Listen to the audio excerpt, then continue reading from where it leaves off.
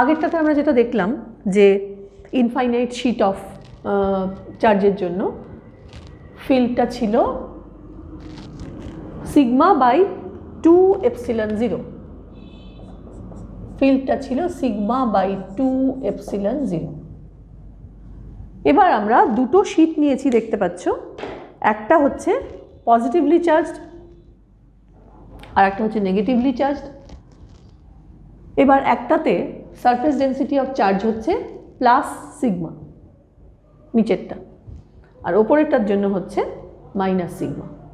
এবার আমরা জানি যে যদি পজিটিভ চার্জ থাকে তাহলে ফিল্ড সবসময়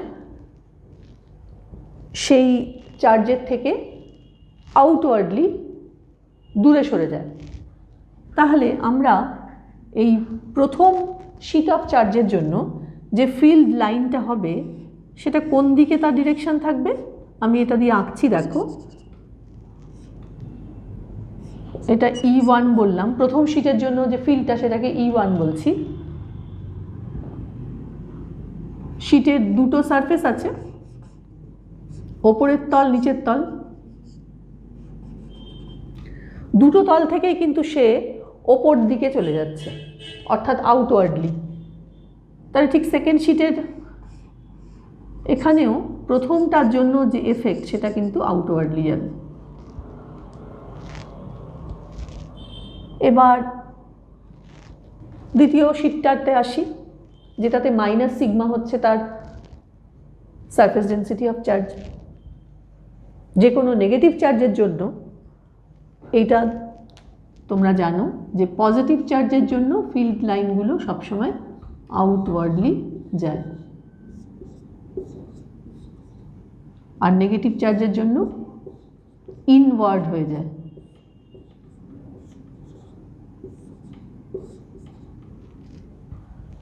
তাহলে এই শিটে কি হবে অবস্থাটা? প্রথম এটার জন্য আঁকি, এটার জন্য এদিকে ইনওয়ার্ড হচ্ছে, আর এটার জন্য এইগুলো হচ্ছে সমস্ত E1, অর্থাৎ প্রথম শিটটার জন্য যে চার্জ এবং তার জন্য যে ফিল্ড সেটা। এবার হচ্ছে দ্বিতীয়টার জন্য আঁকছি, ইনওয়ার্ড হবে কারণ নেগেটিভ চার্জ। এবার এটা E2, এটাও E2,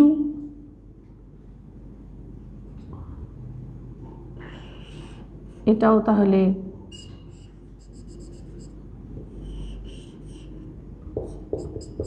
E2।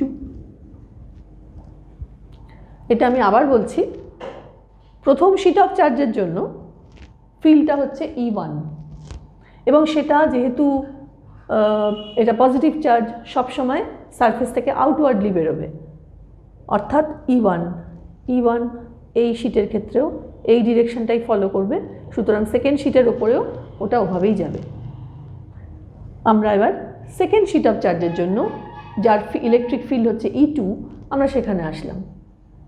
এখানে এটা ইনওয়ার্ড যাবে, অর্থাৎ সারফেসের দিক, দুটো সারফেসের দিক থেকেই ওটা ইনওয়ার্ড ঢুকবে। তাহলে এদিক থেকে ওপর থেকেও যেমন ইনওয়ার্ড ঢুকছে, এদিক থেকেও ইনওয়ার্ড ঢুকছে, এটাকে ফলো করে এটাও ইনওয়ার্ড হচ্ছে। এবার তাহলে আমরা তিনটে জায়গায় এর ফিল্ডটাকে ক্যালকুলেট করি। এই প্রথম শিটটার যেটাতে পজিটিভলি চার্জড আছে তার বাইরের দিকে, দ্বিতীয় শিটটার যেটাতে নাকি নেগেটিভ চার্জ আছে মাইনাস সিগমা তারও বাইরের দিকটা কি ফিল্ড হয় সেটা দেখব, আর দুটো শিট যেখানে আছে তাদের মাঝখানে যে জায়গাটা সেইখানে কত ইলেকট্রিক ফিল্ড এটাও দেখব। আমরা এটা জানি যে যেহেতু দুটো শিটই হচ্ছে ইনফাইনাইটলি লার্জ একটা শিট এবং দুটোরই সারফেস ডেন্সিটি অফ চার্জ হচ্ছে সিগমা, যার ভ্যালুটা সমান, একটার মাইনাস একটা প্লাস হতে পারে কিন্তু ভ্যালুটা সমান। সুতরাং এখানে যে ম্যাগনিটিউড মান যেটা ইলেকট্রিক ফিল্ডের সেটা কিন্তু দুটোর ক্ষেত্রেই সমান, অর্থাৎ আমাদের পরিষ্কার করে এটা লিখে নিতে হবে যে E1 is equal two E2 is equal two E, অর্থাৎ সিগমা বাই 2 এপসিলন 0, যেটা আমরা প্রথমে লিখেছিলাম, অর্থাৎ E1 is equal two E2 is equal two E। এবার এই ছবির থেকে আমরা কি পাচ্ছি? ছবির থেকে পাচ্ছি যে এইখানে E1 যেদিকে, E2 তার উল্টো দিকে। তাহলে এরা যদি ইকুয়াল হয় এবং অপোজিটলি ডাইরেক্টেড হয়, তাহলে এখানে টোটাল ইলেকট্রিক ফিল্ডের ভ্যালু, প্রথম শিটের বাইরের দিকে ইলেকট্রিক ফিল্ডের ভ্যালু 0 হবে, দেখতেই পাচ্ছ। এবার দ্বিতীয় শিটে একই অবস্থা, সেখানে এখানেও E1 এবং E2 অপোজিটলি ডাইরেক্টেড এবং তাদের ভ্যালু সমান, সুতরাং এখানেও E ইজ ইকুয়াল টু 0।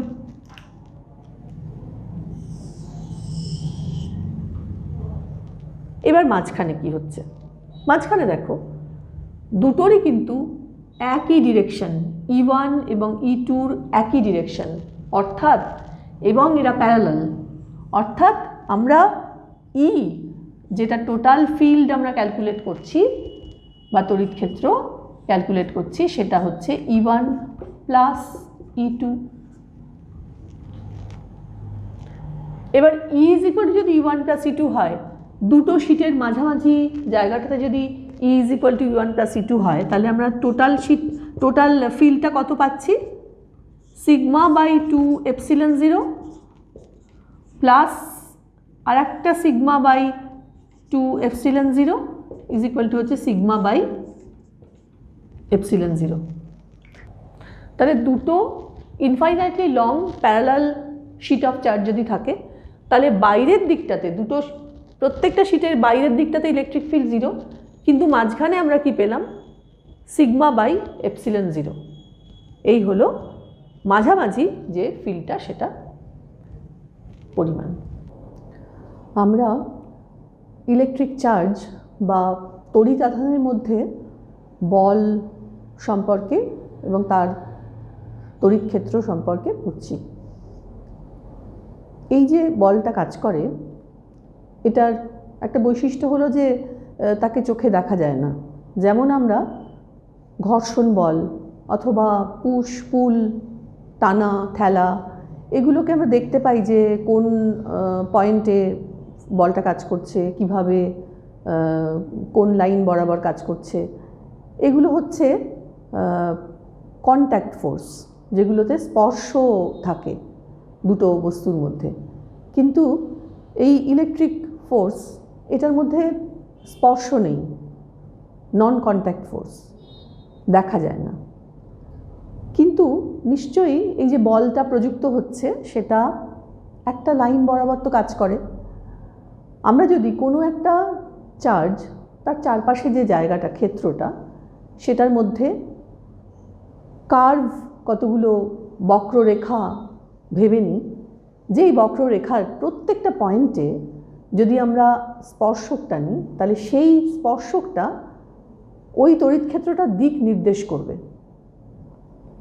তাহলে সেই লাইনগুলোকে বলা হয় তড়িৎ বলরেখা বা electric lines of force. Michael Faraday প্রথম এই টার্মটা ইউজ করেন। তিনি বলেন যে লাইন্স অফ ফোর্স, ওই লাইন বরাবর বল কাজ করছে, অর্থাৎ তড়িৎ ক্ষেত্র কাজ করছে। তড়িৎ ক্ষেত্র যদি ই হয়, তার মধ্যে যদি অন্য কোনো একটা চার্জ আমরা ভেবে নিই কিউ, সেটা মুভ করছে, তাহলে সেই আধানটার উপরে হবে বল কাজ করবে কিউ ইন্টু ই। সেই বলটা কোন লাইন বরাবর কাজ করবে, সেটা ওই বক্ররেখাটার যে কোনো পয়েন্টে যদি আমরা স্পর্শকটা নিই, তাহলে সেই স্পর্শকটাই নির্দেশ করবে কোন দিক বরাবর ওই বলটা কাজ করছে। এখন ধরো এরকম হতে পারে যে এই ক্ষেত্রে কিন্তু আমরা ওই চার্জটার উপরে অন্য কোনো বল কাজ করছে এটা আর ভাবছি না, শুধু ওই তড়িৎ ক্ষেত্রটার মধ্যে একটা চার্জ রয়েছে, সেটা ওপরে কিভাবে বলটা প্রযুক্ত হচ্ছে আমরা সেটার কথা ভাবছি। এখানে কিন্তু একটা জিনিসের সঙ্গে একটু যেন আমরা না গুলিয়ে ফেলি।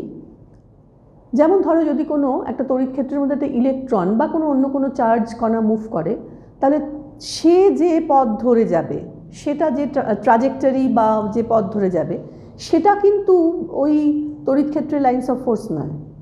বা বলরেখা নয়, এটাকে বুঝতে হবে। মানে সেই তড়িৎ ক্ষেত্রের মধ্যে যদি একটা ফ্রি চার্জ থাকে যার মধ্যে ওটা ছাড়া আর অন্য কোনো তড়িৎ ক্ষেত্র বা অন্য কোনো বল কাজ করছে না, তাহলে কিন্তু সেই লাইনগুলোকে, সেই বক্ররেখাগুলোকে আমরা লাইন্স অফ ফোর্স বলবো।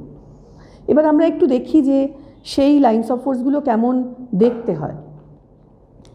আমরা জানি যে যদি পজিটিভ চার্জ হয় তাহলে তার বলরেখাগুলো আউটওয়ার্ডলি যায়, আর যদি নেগেটিভ চার্জ হয় তাহলে ইনওয়ার্ড আসে।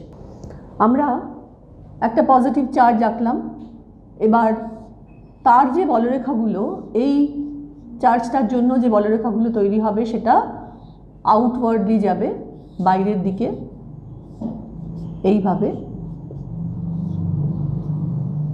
আর যদি একটা নেগেটিভ চার্জ আঁকি তাহলে নেগেটিভ চার্জটার জন্য বলরেখাগুলো সমস্ত ইনওয়ার্ড ঢুকবে, এটা আমরা জানি।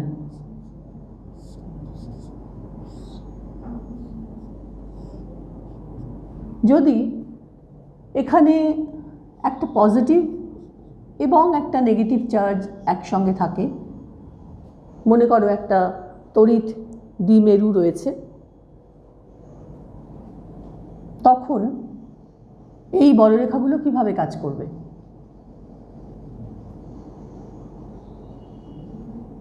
একদম চার্জগুলোর ভেতরে বলরেখাগুলো ঠিক এভাবে যাবে।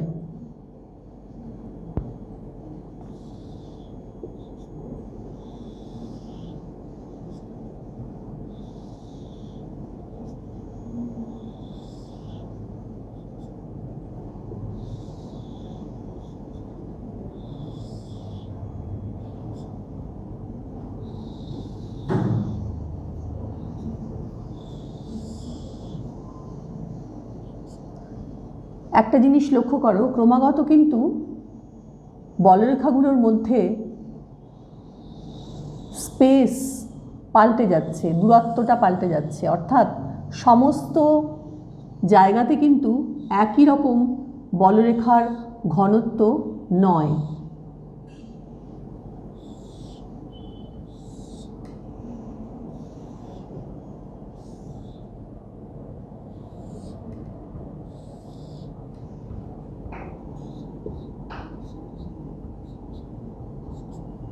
এগুলো পজিটিভ থেকে বেরোচ্ছে তাই আউটওয়ার্ড, আর নেগেটিভ চার্জের দিকে যাচ্ছে তাই ইনওয়ার্ড। দেখতেই পাচ্ছ যে এখানে বলরেখাগুলো পজিটিভ থেকে বেরোচ্ছে, নেগেটিভের চার্জের দিকে প্রবেশ করছে। এখানে কিন্তু যদি আমরা দেখি বলরেখার সংখ্যা দেখলে কিন্তু একটা জিনিস সম্পর্কে ধারণা পাওয়া যায় যে তড়িৎ ক্ষেত্রের প্রাবল্যটা কোথায় কীরকম। যদি খুব ঘন হয়, একটা নির্দিষ্ট ক্ষেত্রফলের মধ্যে যদি তাদের সংখ্যা অনেক বেশি হয়, তাহলে বোঝাই যাচ্ছে যে সেখানে তড়িৎ ক্ষেত্রের মান বেশি। আবার যেখানে বলরেখাগুলো অনেক দূরে দূরে স্পেসড, সেখানে কিন্তু বলরেখাগুলোর এই স্পেসিংটাই বলে দিচ্ছে যে তাদের তড়িৎ ক্ষেত্রের মান সেখানে কম। অর্থাৎ এটা কিন্তু এই দুটো চার্জের মধ্যে যে বলরেখাগুলো আঁকা হয়েছে সেটা কিন্তু কখনোই একটা ইউনিফর্ম তড়িৎ ক্ষেত্র বা সমভাবে যাচ্ছে এরকম একটা তড়িৎ ক্ষেত্র তা কিন্তু কখনোই ইন্ডিকেট করছে না। এবার আমরা যদি দুটো পজিটিভ চার্জের জন্য বা দুটো একই ধরনের চার্জের জন্য, আমরা দুটো পজিটিভ চার্জে নিচ্ছি, ধরো দুটো পজিটিভ চার্জের জন্য যদি আঁকি তাহলে কীরকম দেখতে হবে। তার আগে আমি এটাকে একটু মুছে নিই, নইলে জায়গা পাওয়া যাচ্ছে না।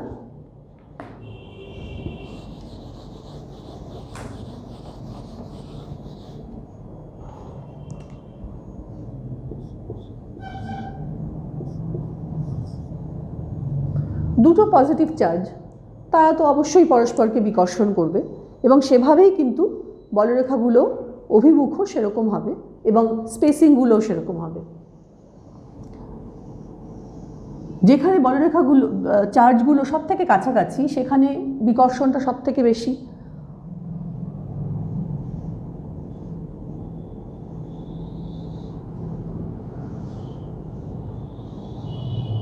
অর্থাৎ এরা নিজেদের থেকে পরস্পর দূরে সরে যাচ্ছে।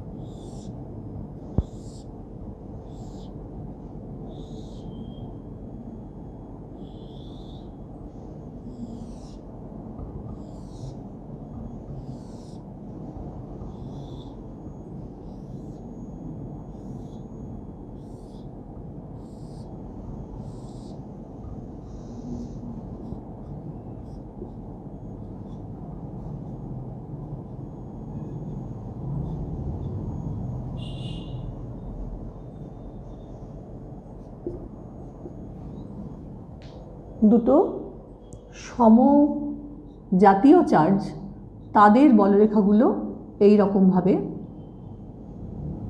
স্পেসড হবে।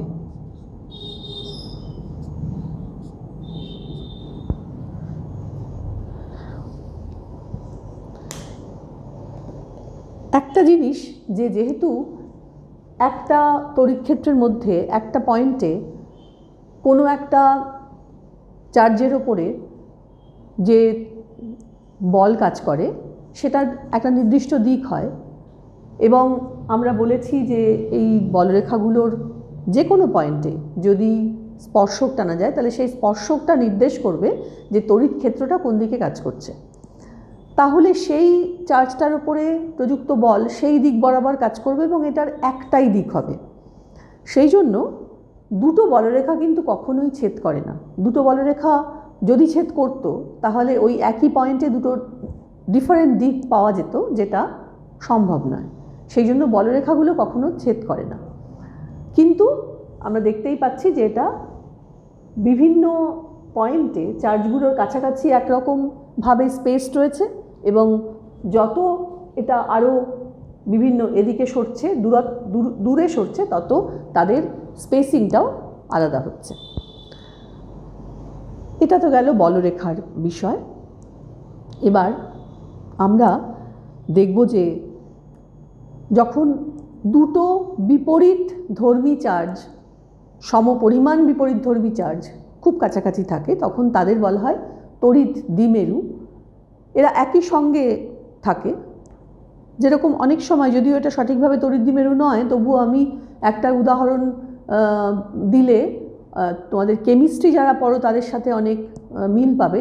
জলের অণু, সেটাও কিন্তু অনেকটা এই তড়িৎ দ্বিমেরুর মতো কাজ করে। পরিষ্কার দুটো সমপরিমাণ দুটো বিপরীতধর্মী চার্জ কাছাকাছি থাকে, তাই সেই তড়িৎ দ্বিমেরু তারা যখন একসঙ্গে থাকে, কাজ করে, তখন তাদের মধ্যে কীরকম একটা তড়িৎ ক্ষেত্রের মধ্যে রাখলে পরে তাদের মধ্যে কীরকম ব্যাপার হয়, কীরকম ভাবে তারা অ্যাক্ট করে, সেটা আমরা একটু দেখি।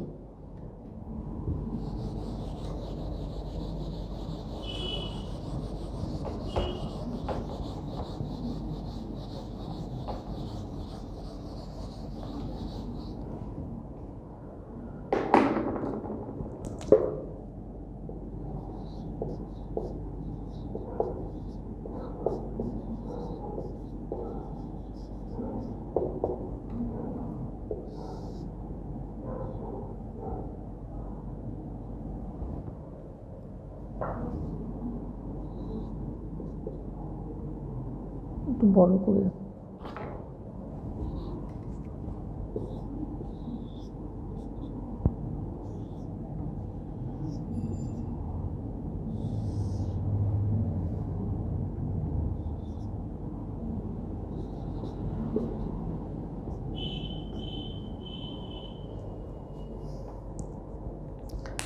এটা একটা তড়িৎ দ্বিমেরু আঁকা হয়েছে বোর্ডের মধ্যে। মাঝখানে তাদের দূরত্ব হচ্ছে ডি, তাদের সেপারেশন ডি। এই রকম ক্ষেত্রে তারা, এটা তো সম্পূর্ণটা একটা ইউনিট হিসেবে কাজ করছে, সেই জন্য তার যে নেট এফেক্ট সেটা কিন্তু হবে তাদের যে তড়িৎ দ্বিমেরু যে ভ্রামক তার সঙ্গে সমান হবে। সেই দ্বিমেরু ভ্রামক হচ্ছে চার্জ ইন্টু তাদের মধ্যেকার সেপারেশন, অর্থাৎ কিউ ইন্টু ডি। তাহলে এটা হচ্ছে দ্বিমেরু ভ্রামক, তড়িৎ দ্বিমেরু ভ্রামক হলো এটা। এবার এটাকে আমরা একটা তড়িৎ ক্ষেত্রের মধ্যে বসানো হলো মনে করো। সেই তড়িৎ ক্ষেত্রের নিজস্ব লাইন্স অফ ফোর্স আছে। আমরা সেরকম লাইন্স অফ ফোর্স একে দেখি যে এর কীরকম বিহেভিয়ার হয় সেখানে। আমি এই দ্বিমেরু ভ্রামকটাকে ওপরে লিখে রাখছি, এটা পরে কাজে লাগবে আমাদের।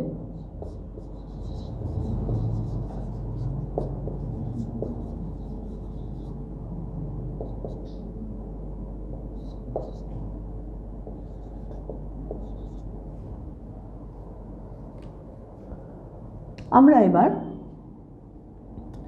যদি মনে করি যে এই দ্বিমেরুটাকে আমরা এবার একটা তড়িৎ ক্ষেত্রের মধ্যে বসাবো। আমি দ্বিমেরুটাকে একটু মুছলাম, আচ্ছা পরে বুঝবো। মনে করো এরকমভাবে একটা তড়িৎ ক্ষেত্র যার এই রকম লাইন্স অফ ফোর্স গেছে, আমরা তার মধ্যে একে বসালাম। এখানে যদিও আমি ইউনিফর্ম একটা তড়িৎ ক্ষেত্র এঁকেছি, কারণ লাইনগুলো সমস্ত প্যারালাল, নাও হতে পারে। যাই হোক, তড়িৎ ক্ষেত্রের মধ্যে দ্বিমেরুকে বসালে তার উপরে একটা প্রভাব থাকবে। এই প্রভাবে দেখো, আমরা যখন তোমরা 11-এ মেকানিক্স পড়েছিলে তখন জানো যে যদি সমপরিমাণ বিপরীতধর্মী বল যদি এইভাবে কাজ করে, সেটা একটা দ্বন্দ্ব বা কাপল দেয়, এবং সেটা ওই ফোর্সের আন্ডারে সেটা কিন্তু তার একটা ঘূর্ণন হয়। ঠিক এখানেও কিন্তু যদি তড়িৎ ক্ষেত্রের পরিমাণ ই হয়, তাহলে সেই দ্বন্দ্ব বা কাপল তৈরি হচ্ছে। দেখো, এই চার্জটার উপরে যে মোট বল কাজ করছে সেটা হলো কিউ ইন্টু ই মাইনাস, এখানে যে বলটা কাজ করছে সেটা হচ্ছে, যদি এটা এফ ড্যাশ বলো, এটা হচ্ছে মাইনাস কিউ ইন্টু ই, সরি প্লাস কিউ ইন্টু ই। তাহলে দুটো সমান এবং বিপরীতধর্মী বল কাজ করছে, একটা কাপল তৈরি করছে। এইবার এইখানে তাহলে কিন্তু এই দ্বিমেরুটার পক্ষে আর এই রকমভাবে থাকা সম্ভব নয়। ও তখন কি করবে, ওর একটা ঘূর্ণন হবে।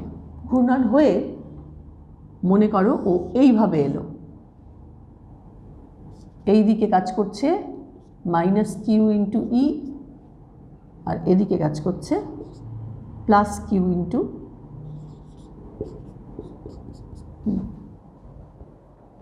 অর্থাৎ এখন কিন্তু তড়িৎ বলরেখার সঙ্গে ওর একটা কোণ তৈরি হয়ে গেছে। এই কোণটাকে আমি থিটা বললাম। এবার তাহলে দেখো, ওর ওপরে যে দুটো বল কাজ করছে সমান এবং বিপরীতধর্মী, তাদের মধ্যে এবার ঘূর্ণনটা যে হলো সেটা অবশ্যই এখানে একটা, তোমরা জানো যে ঘূর্ণনের জন্য দায়ী কে, একটা টর্ক। সেই টর্কটা এবার আমরা ক্যালকুলেট করব। সেই টর্কটা ক্যালকুলেট করার জন্য তোমরা জানো যে দুটো বলের মধ্যে যে লম্ব দূরত্ব সেটা আমাকে ক্যালকুলেট করতে হবে। তাহলে এই যে বলটা, এটাকে আমি মনে করলাম এখানে নামিয়ে এনেছি। এবার সমান এবং বিপরীতধর্মী যে দুটো বল তাদের মধ্যেকার যে দূরত্ব সেটা হলো এটা। এই মাঝখানের দূরত্বটা হলো ডি, চার্জগুলো সেপারেটেড ছিল ডি দিয়ে। এবার তাহলে এই যে, আচ্ছা এটার সাথে তাহলে এবার এই থিটা এটা হয়ে গেল। তাহলে এবার এই দুটো বলের মধ্যে যে দূরত্ব সেইটাকে আমরা ক্যালকুলেট করব। সেটা ক্যালকুলেট করলেই আমরা টর্কটাকে এবার বার করতে পারবো।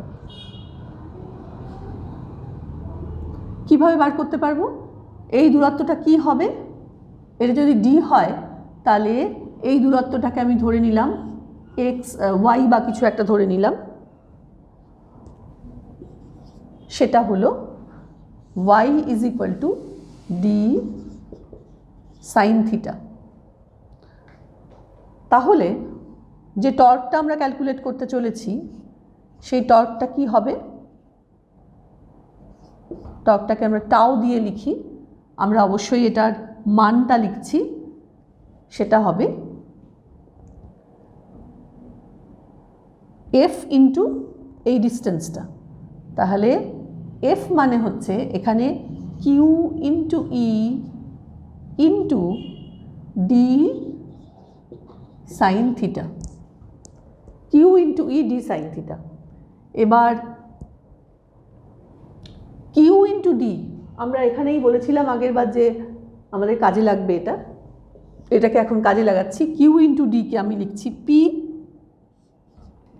ইন্টু ই সাইন থিটা। পি ইন্টু ই সাইন থিটা, আমি এই ক্রসটাকে কেটে দিয়ে পি ইন্টু ই সাইন থিটা, এটা কিসের কথা মনে করাচ্ছে? ভেক্টরের যে ক্রস প্রোডাক্ট ছিল তার সেই ক্রস গুণফলের মানের কথা মনে করাচ্ছে। অর্থাৎ এটা যেন সেই রকমই একটা জিনিস দাঁড়ালো। পি এটা একটা ভ্রামকটা একটা ভেক্টর রাশি, আমরা অবশ্যই এই ডিটাকে একটা দূরক ভেক্টর বলে ইন্ডিকেট করব, তাহলে পিটা একটা ভেক্টর রাশি হয় আর ইটা তো অবশ্যই একটা ভেক্টর রাশি। সুতরাং এখানে যেন পি ক্রস ই এই রাশিটার মানটা যেন নির্দেশিত হচ্ছে। এবং দেখো, যদি আমরা ভাবি যে এই বোর্ডের সমতলে অথবা তার প্যারালালে যদি ইলেকট্রিক ফিল্ডটা থাকে, চার্জটা যদি সেইভাবে রাখা হয়, এই ডাইপোলটাকে সেই তলেই রাখা হয়, তাহলে ঘূর্ণনটা কিন্তু তার সঙ্গে লম্ব তলে ঠিক যেন হয় ভেতর দিকে, বোর্ডের থেকে ভেতর দিকে, অথবা বোর্ড থেকে বাইরের দিকে, depending on the direction of electric field হচ্ছে। অর্থাৎ এটা পরিষ্কার একটা, এই টাওটা এটা তার মান, টাও একটা ভেক্টর রাশি এবং এটা তার ক্রস গুণফল হিসেবে আমরা তার মানটাকে পেলাম। এবং টাওয়ের যে ডিরেকশন সেটা অবশ্যই বোর্ডের থেকে ভেতর দিকে, বোর্ডের এই তলের থেকে ভেতর দিকে ঢুকবে অথবা বাইরের দিকে থাকবে। তাহলে আমরা এই যে টর্কটাকে পেলাম, সেই টর্কটা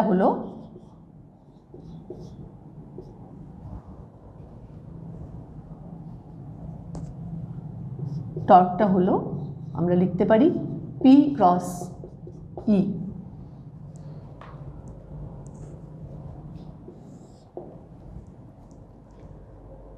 তাহলে একটা ইলেকট্রিক ফিল্ডের মধ্যে যখন একটা ডাইপোল থাকে তখন তার যে ঘূর্ণনটা হয় সেই ঘূর্ণনের জন্য দায়ী যে টর্কটা সেটা আমরা পেলাম। আচ্ছা, এবার এই যে ঘূর্ণনটা হলো তার ফলে এই তড়িৎ ক্ষেত্রের মধ্যে এই দ্বিমেরুর ওপরে কিছু কাজ করা হলো। আমরা আবার সেই মেকানিক্সে একটু ফিরে যাই। যখন আমরা কনজারভেটিভ ফোর্স পড়েছিলাম, মানে সংরক্ষী বল, সেই সময় আমরা দেখেছিলাম কিছু কিছু সংরক্ষী বল, যেমন মহাকর্ষীয় বল। সেই সময় আমরা দেখেছিলাম যে এই যে যখন সেই বলের আন্ডারে যখন কোনো কাজ হয়, সেই কাজটা কিন্তু কোনো পথ নির্ভর নয়, এবং সেই সময় তোমার মোট যে তার গতিশক্তি প্লাস স্থিতিশক্তি, সেই পরিমাণটা কিন্তু পাল্টায় না, চেঞ্জ হয় না। অর্থাৎ যদি আমি এটা মনে করি যে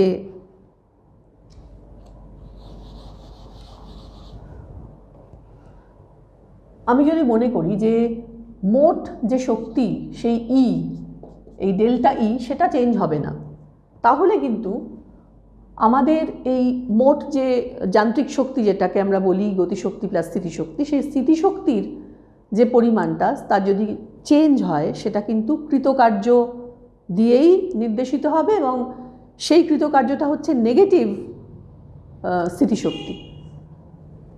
তাহলে আমরা লিখতে পারি dW is equal to minus D U. যদি আমি ইউটাকে স্থিতিশক্তি বলি তাহলে তাই দাঁড়ায়। এখানে কিন্তু আমরা সেটাই এবার ক্যালকুলেট করব যে যে ঘূর্ণনটা হলো এই দ্বিমেরুটার এই তড়িৎক্ষেত্রের মধ্যে প্লেসড হওয়ার জন্য তার উপরে কতটা কৃতকার্য হলো এবং তার ফলে তার স্থিতিশক্তি কতটা চেঞ্জ হলো। চলো আমরা সেটা এবার দেখি।